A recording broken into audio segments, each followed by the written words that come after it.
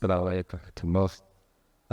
you for having me in this beautiful convention, and happy to be here.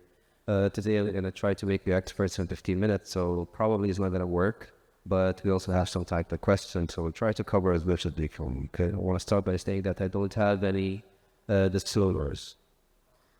Okay, so we're going to speak about neurocognitive disorders, previously known as dementia, still known as dementia. To try to speak about the global health challenges, the types, the diagnosis and the management, the benefits of timely diagnosis. Hopefully, we're going to also speak about some cultural challenges and updates as well.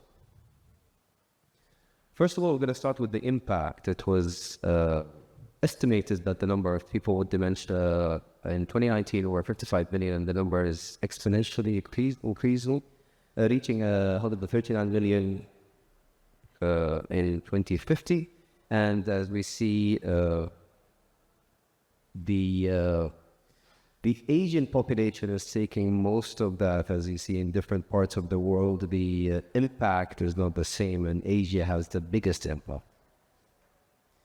Also, you can see from this data here that we're able to control some of the diseases like heart disease and strokes, but dementia is a rising cause of mortality. Now, when we say dementia, it is basically a neurodegenerative disease that is progressive neuronal loss. In other words, anybody with dementia should, by definition, worsen in progress with time. And many of the cases, it's due to protein misfolding and aggregation, and sometimes due to mitochondrial dysfunction and oxidative stress. Different types of dementias include Alzheimer's disease, Parkinson's, Huntington's, ALS, frontotemporal dementias, and more. I'm going to speak about that in a bit. And the progression can be gradual or stepwise depending on the type of dementia you're dealing with. And as we said before, it by definition, it's irreversible. Now, this hideous slide is very busy, but it basically explains to you how you have different pathologies leading to different syndromes, let's say. Starting a little further. All right. I don't think I'm calling. Is it? I don't see anything. So, sorry, I don't think the pointer is working.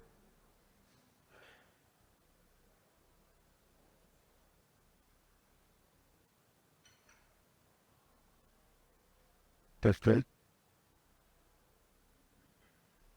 Okay, so I understand this. Thank you for trying.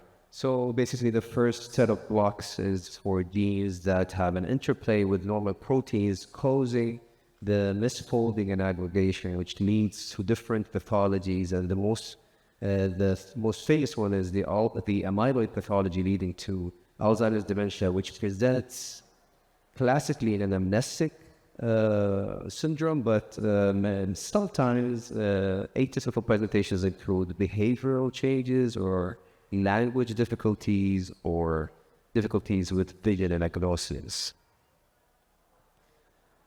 Now, the staging of the disease historically focused on cognitive impairment leading to functional impairment. And in simple words, somebody who is forgetful is no longer independent in managing medication, somebody who drives and gets lost easily and is no longer able to drive, and somebody is having difficulties balancing checks and no longer able to be independent dealing with such things. That is cognitive impairment leading to functional impairment. That is what we used to call dementia, what we'd like to call now a major neurocognitive disorder. But in the early stage, usually what you see is cognitive impairment, but people using compensatory methods to keep their independence. And that is the stage previously known as MCI. But if you see, if you look at the slide, the MCI is actually stage 3.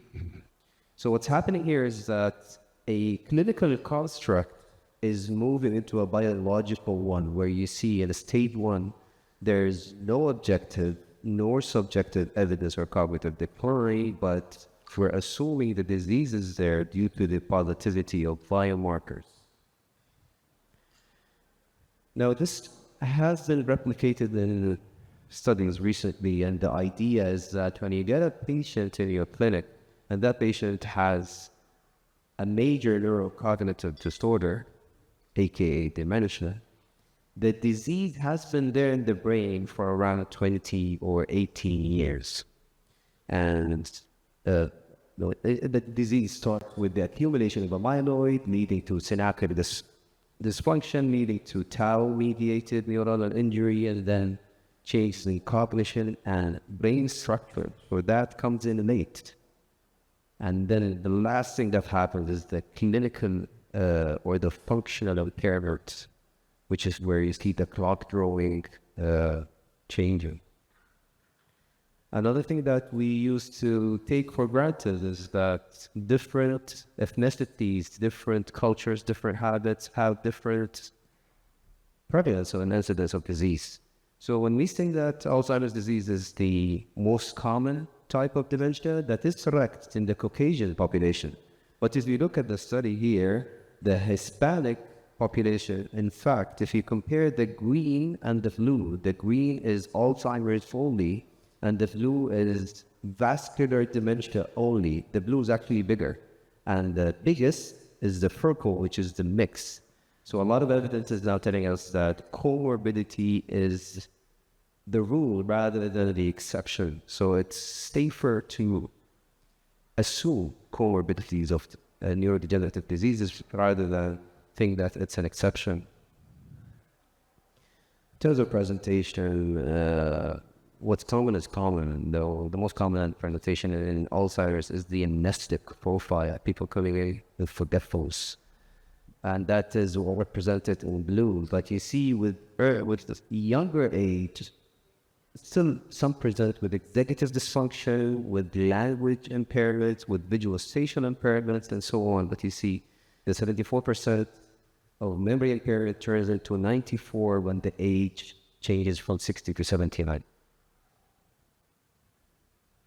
Now, it's an irreversible disease, and we struggle treating it. So why intervene? Why have a memory clinic? Because we want to avoid harm, we want to provide benefits, we want to preserve autonomy, we want to mitigate clinical progression, we want to maximize quality of life, and we want to retain that person's personhood. And many studies have replicated this finally here, where the treatment and no treatment, although the two lines meet at the severe stage of dementia, the area between the two lines is quality of life and mitigation of clinical progress. Now, I'm sure everybody here is aware of memory pills. The Canadian Conference of Diagnosing and Treating Dementia 5, which came out, I think, 2020, still recommends those memory pills, and there's a lot of evidence that it has the statistically significant but clinically marginal benefits consistent with small effect on global functioning and quality of life. And the contraindications are bradycardia, left bundle branch block, COPD, weight loss, poor appetite, physical and verbal aggression. And also for memantine specifically, ischemic heart disease, a renal disease. Societal challenges. This was published in the Alzheimer's Disease International. This is denial, misconception, stigma, and underreporting. It was also amazing to find out that 65% of healthcare professionals believe dementia is a normal part of aging, as per the survey done by the ADI. This has been replicated in the past globally. This is not specific to us.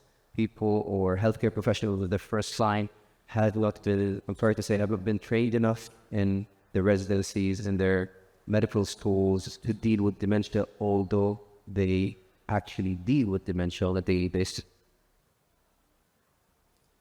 Modifiable risk factors. This is a very pertinent publication from the Lancet, where the modifiability of risk of dementia was estimated to be 40%, and that includes education and managing hypertension, hearing impairment, smoking, obesity, depression, physical inactivity, diabetes, and avoiding social isolation.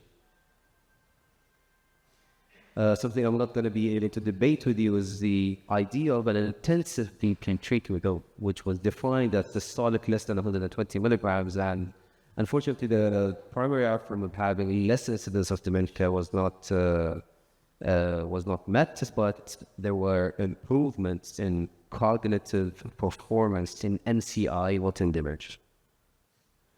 Again, one more study that shows us the impact of physical exercise, and the red line shows you the improvement with people who were randomized to the intervention or receiving monitored or observed physical exercise.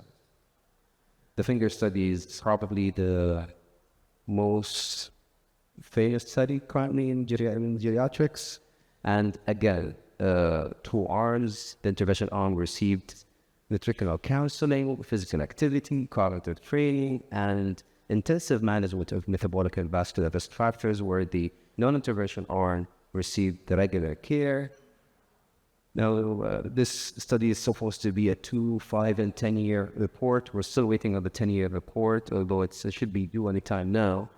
Again, there has been an improvement reported in the 2-year study in cognitive abilities, but not with cerebral brain atrophy or small vessel disease.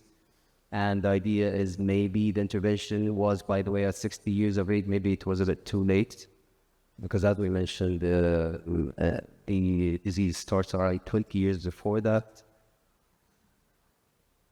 Now the biggest update everybody's hearing about: disease-modifying immunotherapy, monoclonal antibodies. And I'll try to be very quick about this. Amyloid is a part of the brain. It has interplay in memory and vasculature. The idea is that it accumulates, becomes toxic, triggers tauopathy, which triggers brain atrophy and cognitive impairment, leading to functional impairment. Now, the idea is that we're going to remove amyloid from the brain. Hopefully, this will either halt or reverse, hence the term disease modifying. But what actually happened is that the patients continue to progress in a slower rate, and a good percentage of them had amyloid-related imaging abnormalities. As we mentioned, amyloid is a part of the vasculature, so when you remove it, the integrity of the vasculature was affected, and they ended up having edema or microhemorrhages. Those are the 2 publications I was a part of. It's kind of a North American consensus about how to deal with if you decide to apply anti-amyloid monoclonal antibodies. It's important to think that, or understand that, biomarker positivity still does not mean Alzheimer's dementia.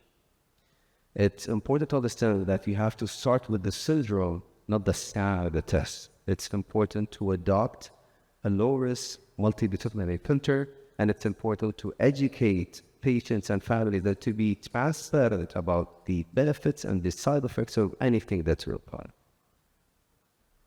Now, this is again it's a controversial topic, so you have publications with and against. This is one of the publications against, arguing that the number needed to harm is 3, while the number needed to treat is difficult to identify.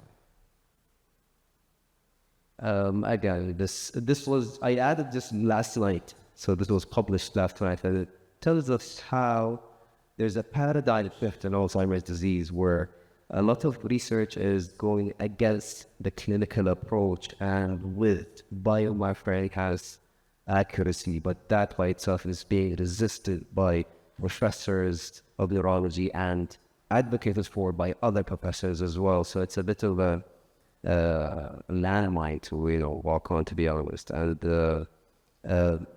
for anti-amyloid monoclonal antibodies, it's now approved in many countries. It's available in the UAE. It's being given to a lot of patients. And for the diagnostic workups, now we have the PET amyloid. The biggest issue with the PET was that the tracer, who did not have enough half-life to be stored, so now it's manufactured in Saudi and brought in on the same day. And the healthcare transformation is that we do not have enough liver clinics to deal with the widespread of the new blood biomarkers, which is something I apologize I wasn't able to include due to time constraints. I hope that I gave you an overview, and thank you very much.